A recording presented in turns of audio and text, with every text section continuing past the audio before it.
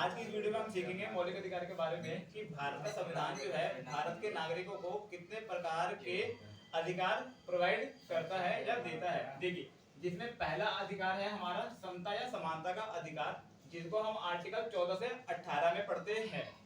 दूसरा अधिकार है हमारा स्वतंत्रता का अधिकार, जिसको हम आर्टिकल 19 और 22 में पढ़ते हैं। तीसरा है शोषण के विरुद्ध अधिकार, जिसको हम आर्टिकल 23 और 24 में पढ़ते हैं। तो पहले हम इनको डिस्कस कर लेते हैं। देखिए, समानता का अधिकार है आर्टिकल 14 हमें यह बताता है कि भारत में रहने वाले सभी नागरिक कानून के समक्ष कैसे हैं, इक्वल है, चाहे वो अमीर हो या वो गरीब हो, कानून के समक्ष सभी इक्वल है। ठीक है। अब आर्टिकल 15 जो है, आर्टिकल 15 हमें यह बताता है कि भारत का कोई भी नागरिक को उसके जाति, उसके धर्म या उसके जेंडर यानी कि लिंग के आधार पर उसके साथ भेदभाव नहीं किया जा सकता है। आर्टिकल ये 15 हमें बताता है। आर्टिकल 16 इतना इंपॉर्टेंट नहीं है।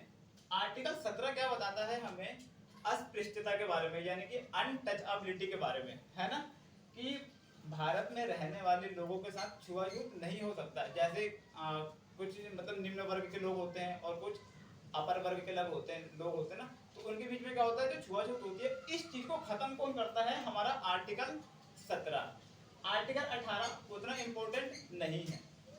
अब आया हमारा सेकंड नंबर पर स्वतंत्रता का अधिकार, जिसको हम 19 से 22 के बीच में पढ़ते हैं।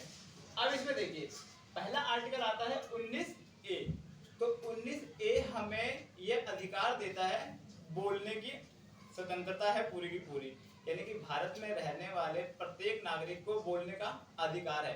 अधिकार का मतलब ये भी नहीं है कि हम किसी को कुछ भी उल्टा सीधा बोल सकते हैं।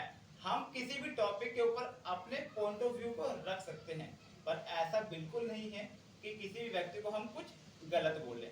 तो ये अधिकार कौन देता है, आर्टिकल 19A। आर्टिकल 19B जो है वो हमें बिना हथियारों के हम भारत में कहीं पर भी एकत्रित हो सकते हैं शांतिपूर्वक।